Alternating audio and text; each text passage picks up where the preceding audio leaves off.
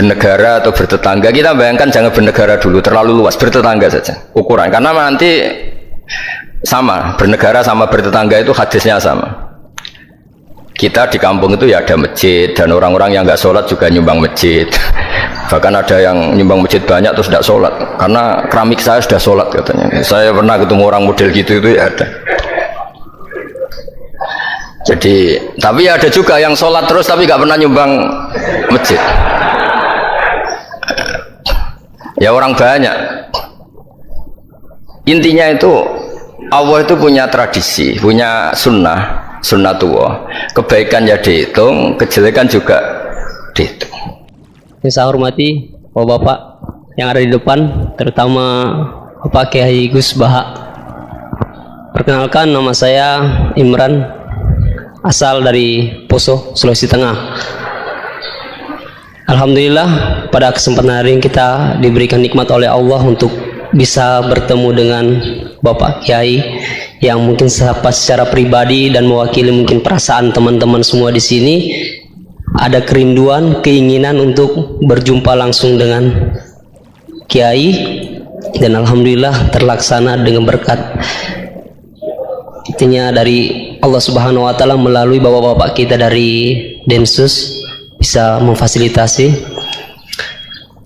Pak Kiai, yang pertanyaan saya, kita ini kan teman-teman ini bahasanya ex napiter, pernah masuk dalam kesalahan kebencian terhadap negara.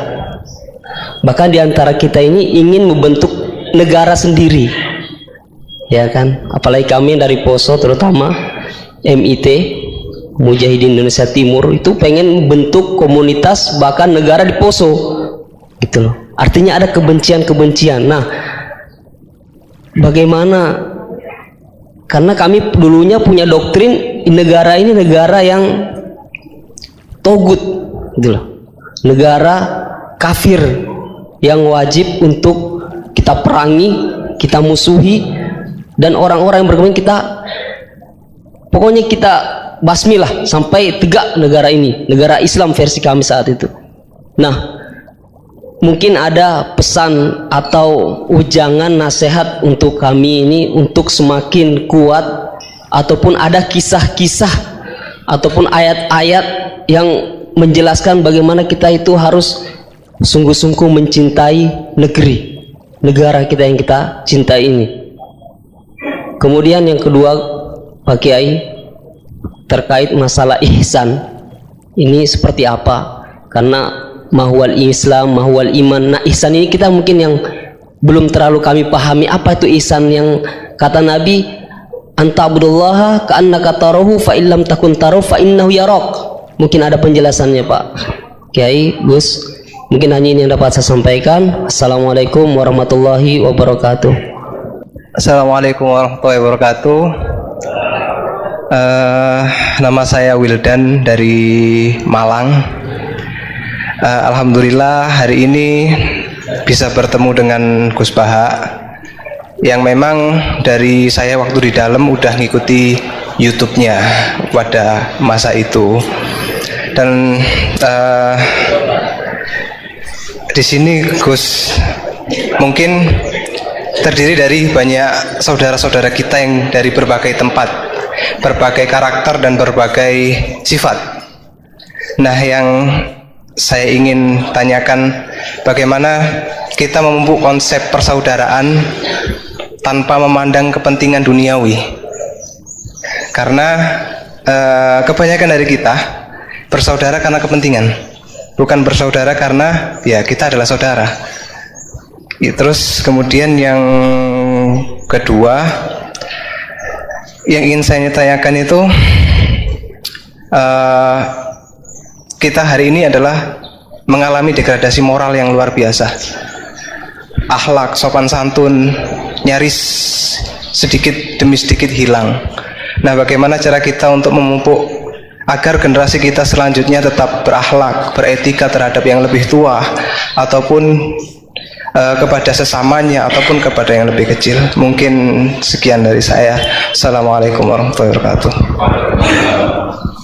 Coba diulang lagi. Al-ihsan anta Allah ka'annaka tarahu fa illam takun tarahu fa innahu yaraka. Oh ya bagus, masih bisa dibenarkan. Ya bagus, masih ingat. Namanya siapa tadi? Imran. Ya. Memang orang sana kalau baca Imran apa Imron gitu. Dari sana Bugis Imran, jadi orang sana nggak pakai ro. Kalau orang ro jadi pakai ra. Kalau ainnya? Ain pakai ain. Berarti apa? Imron gitu. Ya kalau sana tulisan KTP Imran. Apa bacanya orang-orang Sulawesi? Apa? Imran. Bismillahirrahmanirrahim. Ya yang rileks saja ya. Saya pernah ketemu orang yang pakaiannya itu ndak, mungkin kalau orang syariat bilang ndak syar'i lah, pakai pakaian yang tidak syar'i, tapi dia muslimah, dia ke masjid. Saya ditanya sama seseorang, Gus kok sama orang gitu mau bertemu gitu. Karena terus saya bilang kenapa? Dia pakaiannya ada islami gitu. Oke, dia tidak pakaian islami itu nyata, tapi dia ke masjid itu islami, tetap sholat itu islami. Ketika dia ingin sholat dan tetap sholatnya pakai takbir, pakai rukuk, pakai sujud itu islami. Wong setelah di masjid ya pakai mukena, pakai. Kalau sama-sama nyata, Anda kan boleh ngingat sama-sama yang fakta gitu. Dia punya kesalahan dalam berpakaian, dia punya kebenaran dalam sujud, dalam rukuk, dalam ibadah. Dan itu tradisi Quran. Quran dia cerita famay ya'mal mithqala dzarratin khairan yarah wa may ya'mal mithqala dzarratin syarran yarah. Apa susahnya sih ingat dua-dua sisi itu? Sama bernegara atau bertetangga, kita bayangkan jangan bernegara dulu, terlalu luas, bertetangga saja ukuran, karena nanti sama bernegara sama bertetangga itu hadisnya sama. Kita di kampung itu ya ada masjid, dan orang-orang yang nggak sholat juga nyumbang masjid. Bahkan ada yang nyumbang masjid banyak terus tidak sholat, karena keramik saya sudah sholat katanya. Saya pernah ketemu orang model gitu itu ya ada. Jadi, tapi ada juga yang sholat terus tapi nggak pernah nyumbang masjid. Ya orang banyak. Intinya itu Allah itu punya tradisi, punya sunnatullah. Kebaikan ya dihitung, kejelekan juga dihitung. Dulu ketika Rasulullah SAW hidup bersama komunitas yang majmu', itu sebetulnya permintaannya Nabi, jangan halangi kami saat mau beribadah. Dulu sampai perang karena mereka menghalangi. Sebenarnya problem mereka wa yasudduna an sabilillah, menghalangi. Sebenarnya kalau dulu saling toleransi ya nggak ada masalah. Artinya ketika Anda ingin sholat di Indonesia agak dihalangi, ingin pengajian nggak dihalangi, sebenarnya ini nggak ada masalah. Ya soal ada kebaikan, ada keburukan ya mulai Nabi Adam sampai sekarang sampai kiamat. Itu cara pandang. Jadi cara pandang kita terhadap orang lain itu harus hal-hal yang nyata. Kalau kesalahan mereka nyata, kebaikan mereka juga nyata. Kenapa kita hanya ingat sisi yang jelek, tidak ingat sisi yang baik?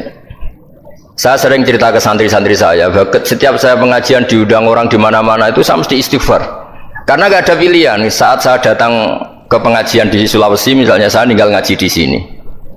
Saat saya ngaji di sini, ninggal undangan yang di sana. Hidup itu tidak banyak pilihan, meninggalkan kebaikan, melakukan kebaikan.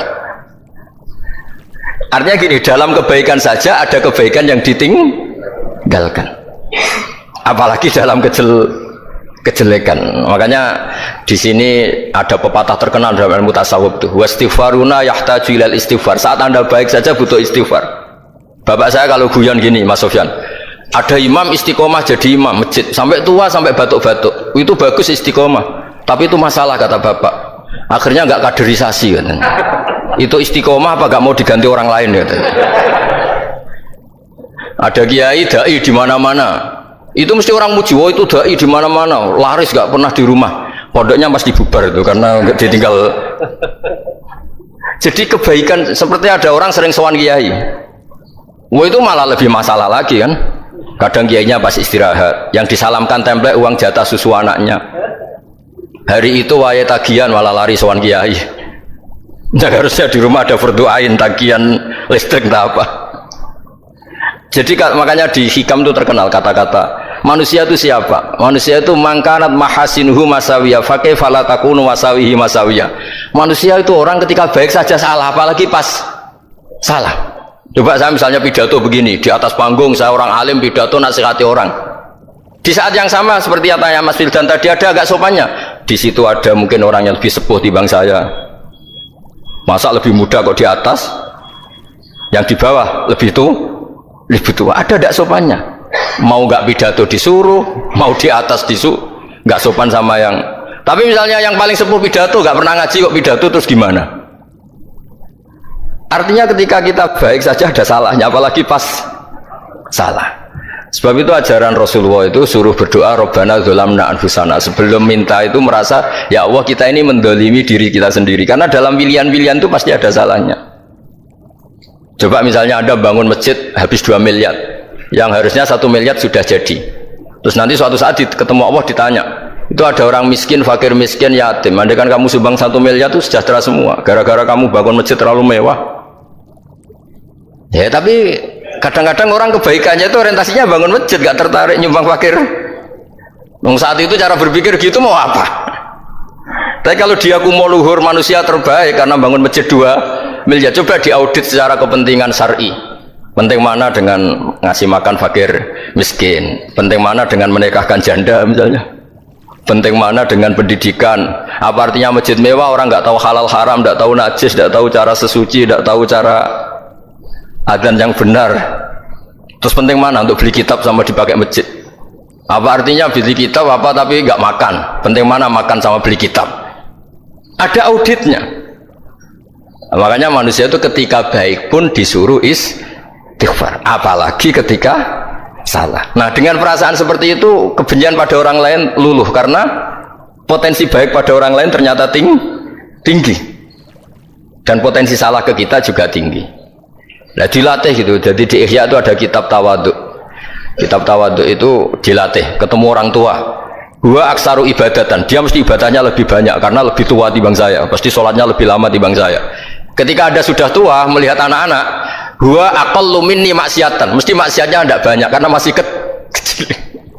Terus ketika melihat orang fasik maksiat, la'allahu yatubu alaih fa innahu tawwabur rahim, mungkin Allah memberi tobat. Bisa saja Umar itu ingin bunuh Nabi, tapi Allah memberi tobat. Yang sowan kiai saja tidak mesti dapat tobat. Umar ingin bunuh Nabi, tapi Allah memberi tobat. Akhirnya ya tobat, jadi Islam yang baik. Dalam sejarah Wali Songo, Kalijogo sowan Sunan Bonang itu ingin garong, tapi malah jadi muridnya jadi wali. Kalau Allah sudah menghendaki, tidak ada ya. Perang Uhud orang Islam kalah itu karena panglimanya siapa? Khalid bin Walid, tapi dia malah yang dapat hidayah. Nah sama orang yang sekarang Anda benci, bisa saja Allah merencanakan ada apa? Hidayah di situ. Dan kita yang merasa benar, jangan saja ada rencana Allah bikin kita su'ul khotimah, na'udzubillah min dzalik, kan tidak pernah tahu. Nah, dari tidak pernah tahu itu orang diusahakan tawaduk. Wa ma adri ma yuf'alu bi wala bikum, kita tidak pernah tahu. Makanya meskipun saya ini kiai, terus kata orang banyak itu ketop, kalau istighfar ya nangis betul ya. Coba kan nggak perlu di depan umum, nanti ada penampilan kan ribet kan nanti. Sudah nangis nggak ikhlas, nggak mutu. Ya gitu ya. Yang Mas Wildan tadi apa pertanyaannya, diulang. Selain masalah akhlak tadi. Tentang bagaimana cara kita bersaudara tanpa memandang kepentingan duniawi. Nah ya makanya tadi saya bilang bernegara itu pakai hadis. Misalnya Nabi pernah ngendikan, kamu itu punya 3 tetangga, yang satu punya 3 hak, yaitu dia tetangga kamu, dia seagama kamu, dia saudara kamu. Jadi ada 3 hubungan, seagama, sesaudara, dan tadi apa? Dia tetangga kamu, dia seagama dengan kamu, dia masih kerabat kamu. Terus ada tetangga yang punya 2 hak, yaitu dia tetanggamu, seagama dengan kamu, tapi tidak sekeluarga dengan kamu. Terus ada tetangga yang punya 1 hak, dia ada keluarga kamu, dia ada seagama dengan kamu, tapi tetap punya hak karena itu tetangga kamu. Dan itu kata Nabi semuanya berhak kamu baikin, karena ada hakul jar. Makanya dulu doa ada bil kubri itu ceritanya sederhana. Ada seorang perempuan Yahudiyah sowan Sayyidah Aisyah. Kalau sowan ya dikasih uang sama Sayyidah Aisyah, padahal Yahudiyah. Ketika dikasih uang, terus si Yahudiyah tadi, semoga engkau diselamatkan dari siksa kubur. Zaman itu Sayyidah Aisyah belum dengar hadis tentang siksa kubur. Setelah Rasulullah datang, saya tadi diminta didoain, ya saya terima karena saya nggak percaya. Terus Nabi ngendikan itu benar adanya siksa kubur. Ketika komunitas Yahudi di Madinah itu puasa Asyura, Nabi coba tanyakan mereka, kenapa puasa Asyura? Padahal orang Yahudi. Oh, terus setelah ditanya, Yaumun najjawahu fihi Musa, itu hari di mana Allah menyelamatkan Nabi Musa, kata orang Yahudi. Terus kata Rasulullah, nahnu ahaqqu bi Musa, saya juga berhak menghormati Musa. Kemudian Nabi puasa. Suatu saat lagi ada orang Yahudi datang, ya Rasulullah, ya Muhammad, manggilnya ya Abul Qasim karena orang Yahudi. Ya Abul Qasim, nanti nasib langit bumi ini di mana? Manusia yang sudah mati-mati di mana ketika bumi dihancurkan? Mayat-mayat yang sudah di kuburan di mana? Terus orang Yahudi tadi bilang, Inna Allaha wadu'as samawati ala dzih wal aradina ala dzih. Soalnya Allah itu bisa saja mengelola langit bumi yang sudah hancur gini-gini. Nabi itu tertawa-tawa. Dalam sebuah riwayat disebut hatta badat nawajidu, tertawanya Nabi itu lepas sampai giginya kelihatan.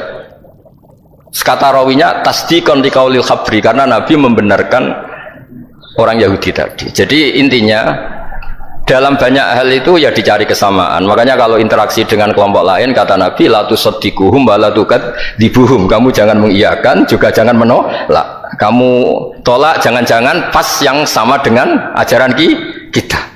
Kamu benarkan jangan-jangan yang tidak sama. Ya sudah, kalau nggak sependapat ya jangan ngambil sikap. Nah, itu juga yang dipraktekkan Rasulullah SAW. Nabi yaqumu lailatan yuraddidu hadil ayat. Nabi pernah sholat 1 rakaat hanya ngulang 1 ayat. Itu aja gak selesai. Yaitu ngulang-ngulang ayat. Fa'aqulu kama qalal abdus sholeh in tu'adzibhum fa innahum ibaduk wa in taghfir lahum fa innaka antal azizul hakim. Pun Gusti kula nyerah. Semua ini hamba jenengan, monggo jenengan napakno sing duwe jenengan. Intinya itu ini wilayah jenengan, ndak wilayah saya. Nah, kadang-kadang kita sebagai manusia itu jumawa seakan-akan itu wilayah kita. Kita nyiksa terserah kita, mengampuni ya terserah kita. Padahal tidak milik kita. Dunia ini milik Allah Subhanahu wa Ta'ala. Makanya yang terakhir saya ijazahkan, ijazah bapak. Bapak saya itu orang hafal Quran, alim, tapi lucu, senengannya guyon.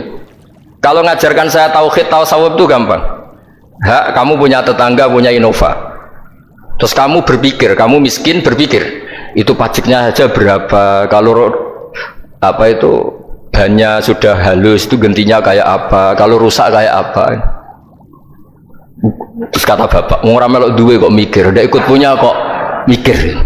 Terus coba kamu nggak ikut punya Alphard, terus saya mikir, wah itu pajaknya berapa Pak Martinus, bisa dipakai beli motor kan, pajaknya apa? Alphard ini. Oh nggak ikut punya kok. Nah, dunia itu rawekmu, mau pikir lah apa sing duwe. Maksudnya dunia itu milik Allah, apa kamu pikir itu milik yang punya itu. Nah, itu yang dimaksud dalam ilmu tasawuf, da'it tadbir fama qoma bi ghairuk la tuqim bihi nafsak. Sudah, kamu tidak usah ikut campur, itu wilayahnya Allah katanya. Karena wong enggak ikut punya kok ikut mikir. Anda benci orang, benci sekali karena dia tauhid misalnya. Jangan-jangan Allah punya rencana memberi hidayah dia, atau Allah punya rencana dari dia keluar orang-orang Islam yang soleh. Makanya ketika malakul jibal, ya Rasulullah, saya disuruh Allah, terserah engkau, in syi'ta an udbiqu alaihim al-akhshaban. Kalau engkau mau orang-orang yang mendustakan kamu saya hancurkan. Apa jawabannya Nabi? La, jangan. Bal arju ayyukhrijawah min aslabihim ma ya'buduwaha wa la yusyriku bihi syai'an. Itu di Bukhari. Enggak, bisa saja sekarang dia kafir, anak turunnya jadi Islam. Dan betul, Abu Jahal punya anak Ikrimah, Abu Lahab punya anak Darrah, Walid itu musuh besarnya Nabi, punya anak Khalid. Ya sudahlah, kita selalu berharap bahwa ini wilayahnya Allah. Sudah, kita berharap agama ini bagi yang selalu punya harapan. Limangkana yarjuwaha, orang yang selalu punya harapan. Kita berharap tambah hari tambah baik, tambah damai, tambah kondusif, tambah segalanya baik. Dan saya seperti ini juga ingin ikhlas dan akan selalu ikhlas. Ya, saya sering bilang kalau pejabat mau sini itu sering tak ngel-ngel.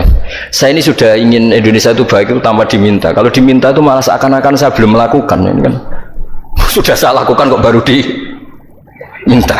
Karena ini wilayah kita semua, artinya ingin baik itu keinginan kita semua, status kita. Kata Sayyid Zabidi dalam kitab Ithaf, keinginan baik itu saksiatuk wa hakikatuk. Itu kamu sekali. Manusia itu kan, kata Allah Ta'ala, saya pertama menciptakan manusia itu khunafa, orang yang berkeinginan baik. baru digoda setan terus macam-macam. Jadi keinginan baik itu hakikatuk wa syakhsiyatuk, itu kamu sekali. Ingin baik itu kamu sekali, itu status kamu katanya. Makanya orang preman kayak apa, mabuk kayak apa, ada orang kecelakaan, pikiran pertama itu nolong, itu yang normal. Soal ada kasus, pikiran pertama ngambil HP-nya tuh 00, sekian persen. Jadi pikiran pertama mesti nolong itu, karena itu syakhsiyatuk wa hakikatuk.